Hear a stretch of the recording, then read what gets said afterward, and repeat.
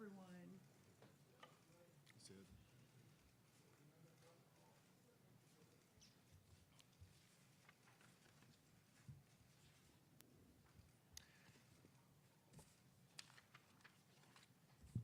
I want to thank everybody for being here, and especially want to thank Secretary Brooke Rollins for being back in the great state of Texas for what is going to be a very important announcement today. Before we get into the substance of what we talk about, I want to thank not only Secretary Rollins for being here, but we have our own Texas Ag Commissioner Sid Miller, who's with us here today.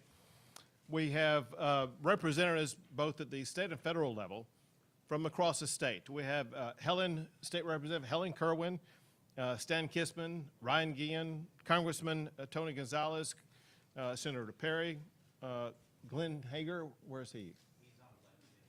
Oh, there. Happiest guy in the room right now. Yeah, my Aggie.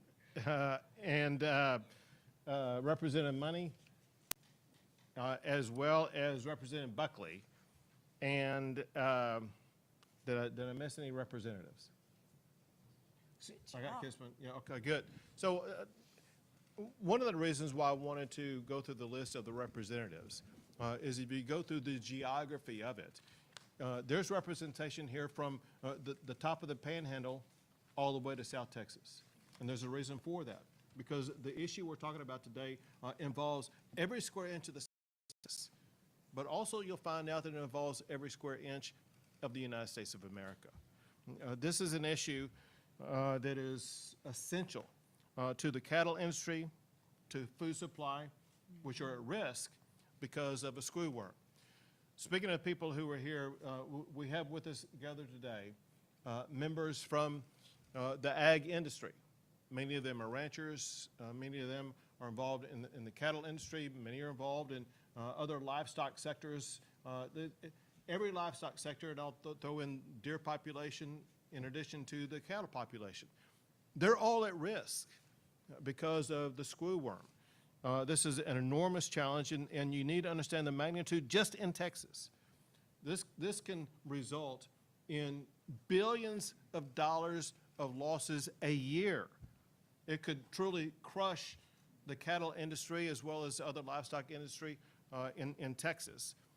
And in doing so, it's going to lead to a dramatic spike increase in what people are paying in groceries when they go to the grocery store and try to buy food.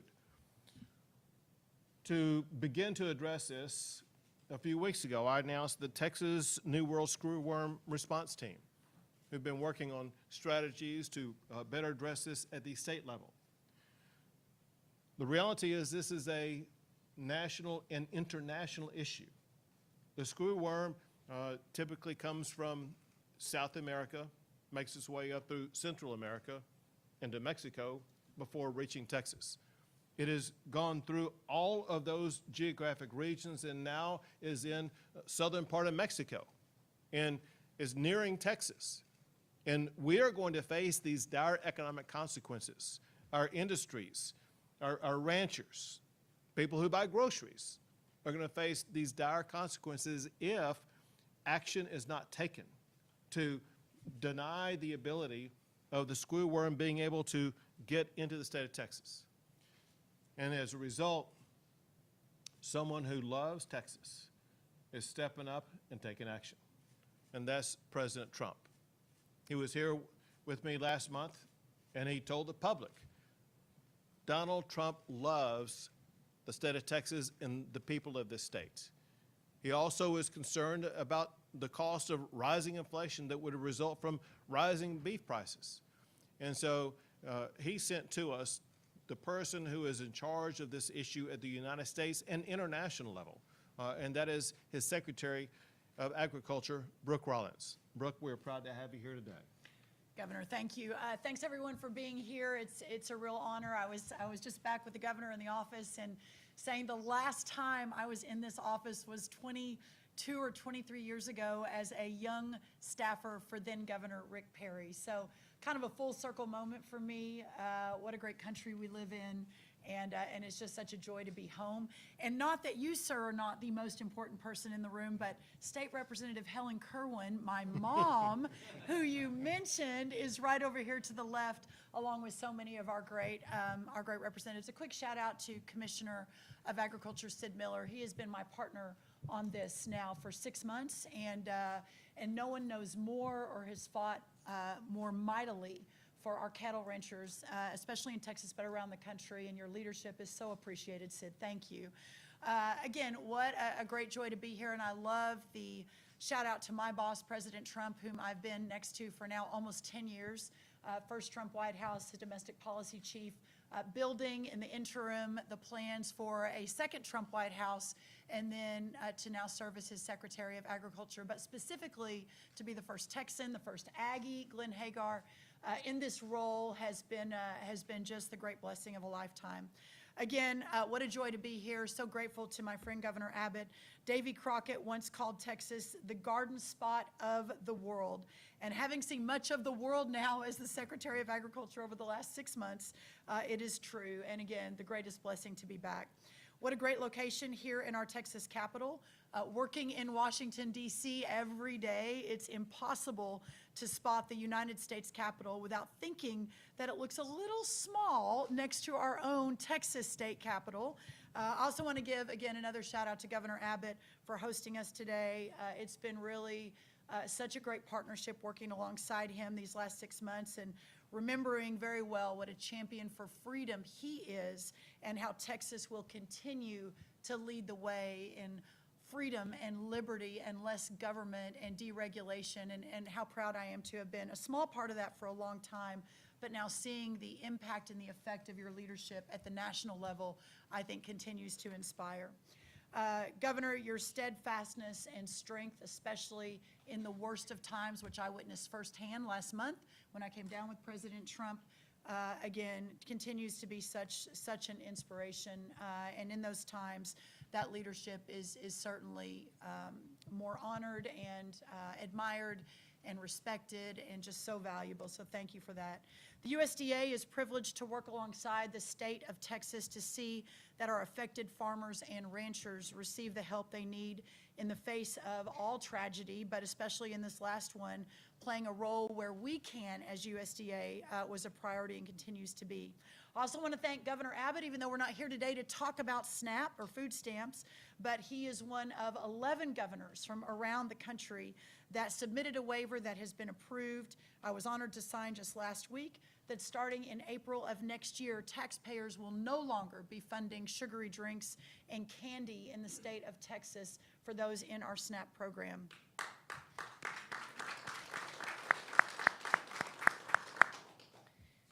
Obviously, again, as we mentioned, the reason we're here today is Governor Abbott so eloquently started us is on the New World Screwworm and what that potentially means for our cattle markets and for this great country. Farm security is national security, and ensuring that we in the Trump administration are doing everything we can every day to protect American farmers, American ranchers, and American consumers continues to be our highest priority. We are here in Austin, Texas to address a serious national security issue and threat. It is a threat to our ranching community represented by so many of my friends over here to my left, but it is also a threat to our nation, and that threat is the New World Screwworm. The New World Screwworm is a flesh-eating parasite. People think it's actually a worm, but it's not. It's actually a parasite that torments cattle and even the occasional human or household pet. This pest, which was once eradicated in the United States decades ago, has now reemerged and reemerged dangerously close to our southern borders, but also waging a war with our friends in Arizona and New Mexico as well. Its peril is not just in the cause, but because it endangers the livelihood of our livestock, it endangers our livestock industry, and it threatens the stability of beef prices for consumers across America. That's a dinner table issue, as Governor Abbott mentioned, and one that affects every American home and community, directly affecting the cost of groceries and therefore the cost of living. All Americans should be concerned, but it's certainly Texas and our border and livestock producing states that are on the front lines of this every day. In early July, a detection just 370 miles from Texas sent a clear message. The threat is real and the time to act is now. That's why today we are building on the comprehensive 5-pronged plan I announced on June 18th in Edinburgh alongside Congressman Gonzalez and several others from Washington to combat the New World Screwworm's northward spread. So far to date, before today, we have suspended live cattle, horse, and bison imports through U.S. ports of entry along the southern border. We have launched an $8.5 million sterile fly dispersal facility in South Texas, and we have invested about $21 million towards renovating an existing sterile fruit fly production facility in Mexico to produce up to 100 million more sterile flies needed for eradication. That's to date. We've audited Mexico's surveillance program, trapping, and movement. We have held 4 public listening sessions on sterile fly production technology, eradication tools and technologies, and the benefits and barriers of enhanced domestic and international sterile fly production. Much of what we have heard at those listening sessions informed our plan that I will be sharing with you now.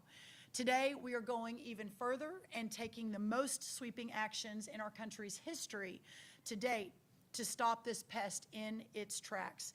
First, today we are announcing USDA will invest and build a domestic sterile fly production facility in Edinburgh, Texas, which is situated about 20 miles from the southern border and complements the dispersal facility we have already begun production on, with a capacity to produce 300 million sterile screwworm flies per week, and that's how we eradicate the parasite. This facility will triple our current output and eliminate our sole reliance on Panama and Mexico for sterile fly supply, putting America first.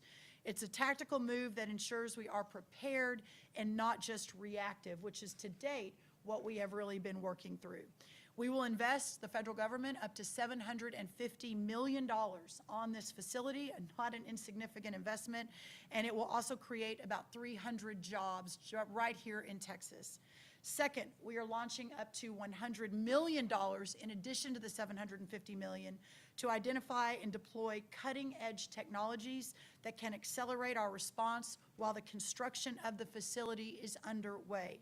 From novel traps and lures to modular sterile fly units, I am calling on the brightest minds in the country to build on our existing tools and help us outpace this pest quickly and in the most innovative way possible. Third, because of the migration of infected wildlife over the U.S. border, keeping in mind, Governor, and those who know this issue well know, back in the 1950s and 60s, we didn't have this population of wildlife in South Texas the way we do now. But we are ramping up the hiring of USDA-employed mounted patrol officers known as the tick riders or the tick crew. I actually went and rode the border with them about a month or two ago, which will be the cornerstone of our surveillance program. The tick riders are mounted on horseback and will provide the first line of defense against a New World Screwworm outbreak along the U.S.-Mexico border. We're also training our beagles of the Beagle Brigade to detect screwworm infections and will be significantly ramping up our border surveillance program with those and others. And finally, because pests don't care where the border is, we are working directly with Mexico, perhaps in a way never seen before. My counterpart, Secretary Julio Bertigay, and I are in contact almost daily on this issue at this point. We are working with Mexico to boost the surveillance training and oversight inside Mexico to ensure real-time tracking and reaction time while the U.S. works to verify Mexico's reported results and to help them improve their systems south of the border. Mexico has agreed to halt animal movement in affected zones, which will help push screwworm back towards the Darien Gap and away from our doorstep. The entire Trump administration is working in one coordinated effort to prevent this pest from entering the United States. The U.S. Food and Drug Administration, of course helmed by our friend Dr. Marty McCary, underneath Secretary Bobby Kennedy, is identifying current animal drugs, whether authorized in the U.S. or abroad, fast-tracking those that would likely be effective against the New World Screwworm. FDA has been a strong partner and is currently undergoing expedited avenues to ensure animal medical countermeasures are available. USDA and the U.S. Customs and Border Protection, CBP, are constantly monitoring our ports of entry, again, to keep the pest away. We are working alongside Secretary Chris Wright in the Department of Energy and Administrator Lee Zeldin in the Environmental Protection Agency, EPA, on new innovations to combat the pest. More coming on that. And we will continue to take all necessary steps across the entirety of the federal government, working alongside our partners at the state government and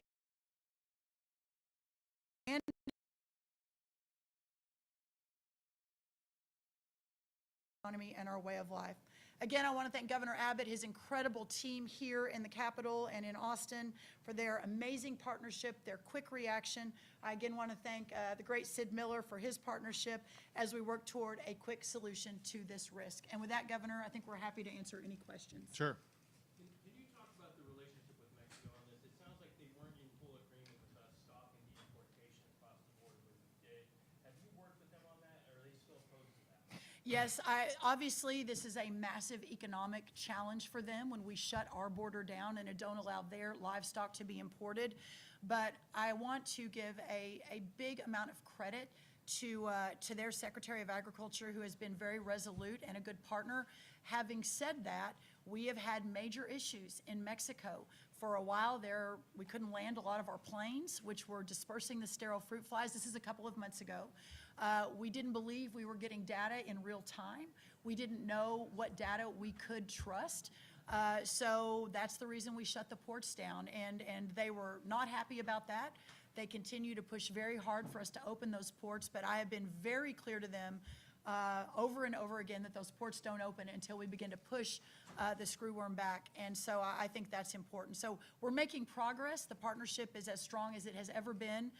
They have been very open to us hiring, significantly ramping up USDA employees to work alongside their team in Mexico so that we have data based on our staff, not just based on what they're telling us. Are you also hearing from farmers related to the THC ban in Texas? I know a lot of people were concerned about if that would affect them. Are you hearing from those farmers, and do you support Texas doing a ban on THC? You know, I'll defer to Governor Abbott. I believe that's a big point of debate right now in this next special session. I have not heard from farmers specifically on that. I think they're much more worried about the drought and the cost of making money, especially our grain, our row croppers. Obviously, labor issue continues to be a significant challenge in opening up the world to new trade deals, which the president has done a remarkable job on. Madam Secretary, I wanted to point out, Governor, we have the state of Oklahoma's Secretary of Agriculture with us today, Blaine Arthur. Secretary Arthur, thank you for being here with us. One of my key people I rely on, in addition to Sid Miller, so Blaine, great to have you from our neighbor in There you go, of Oklahoma. course. Sir, how long of a pause do you anticipate, and are you concerned about beef prices spiking? First, the pause will be as long as it is necessary until we get this under control. As it began to move northward, this was one of the first briefings I had. I was announced on November 23rd of last year as President Trump's selection. I had my hearing January 22nd or 23rd, I believe, and then sworn in on February 13th. This particular issue has been at the top of the list from the very moment that I was announced. Under the Vilsack administration, they were, working on it, not quite at the same aggressive level that we are, not surprisingly, but this has been around for a long time. We expect with these announcements and the aggressive strategy to begin to push back the screwworm, but when it was even at 1,100 miles from the Texas border, which is where we believed it had stopped until we got the report about 4 weeks ago that it was within 370 miles, even then we were shutting the ports down. So we've got a lot of data to collect, we've got a lot of work to do, but we have to protect our cattle industry and our beef industry in this country, and in so doing protect our food supply, and in so doing protect our national security for America. Do we expect beef prices to continue to rise? Perhaps, but the safety and the security of our beef and our ranchers has to be at the top of the list. The other thing I'll say is that the vision perhaps is that we begin to rely even more on American cattle producers, that we give them even more of a market, that we open that up. President Trump's vision of America first is an America where you are not so reliant on the rest of the world to feed and fuel and to provide the fiber that we need in this country. And perhaps a silver lining, long-term, is that we continue to build out our beef industry here in America and not rely on other countries. Yes, sir. If you didn't do this, you didn't take all this action, how quickly would the screwworm get to Texas, do you think? And has there been an impact on prices just yet?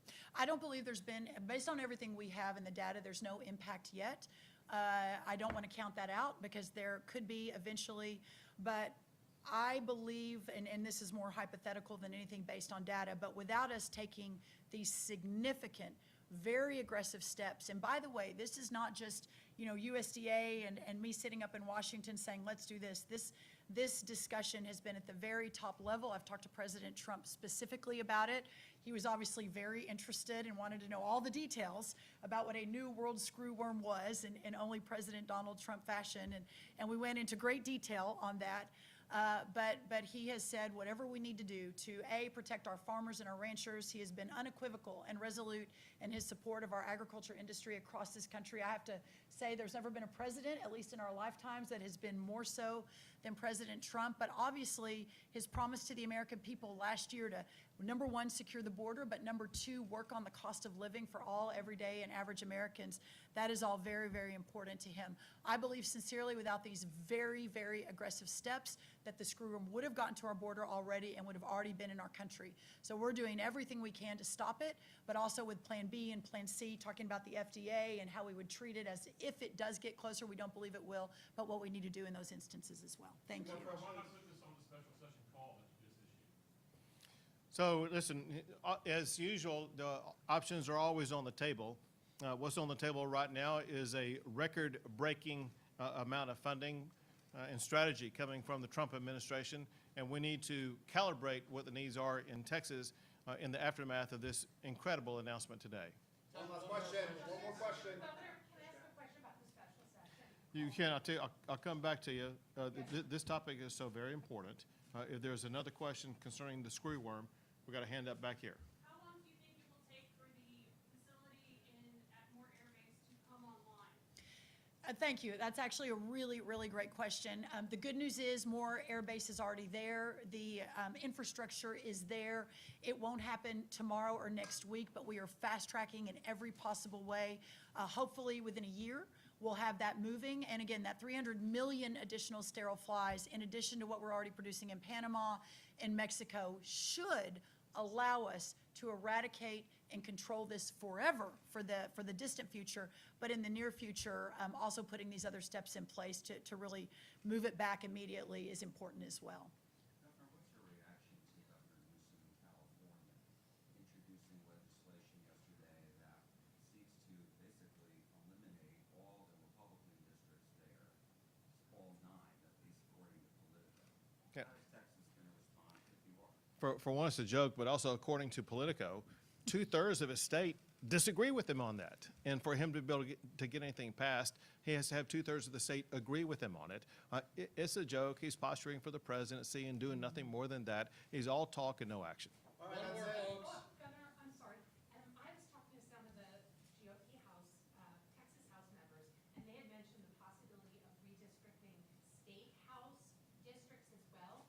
That would have to obviously get added to the call. Do you have any thoughts on that? And also whether you might add more seats? I know you had talked about that on the congressional level to be redistricted because of this forum. Every strategy is at play. Depends on when and whether the Democrats show up. They talk as though they're going to be showing up today or tomorrow. We'll wait and see. But we hold a lot more bullets in our belt that will be ready to use if we need to. Thank y'all very much. Thank you, everybody. Thank you, thank you. Thank you all. Thanks.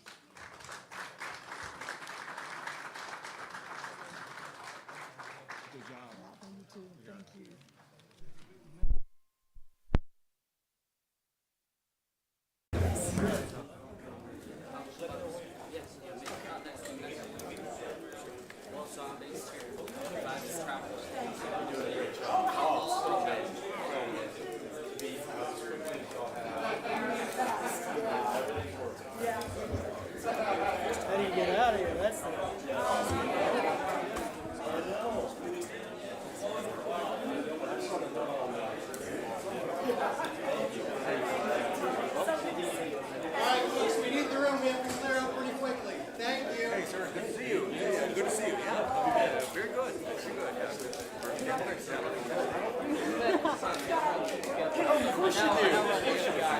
Wonderful, yes.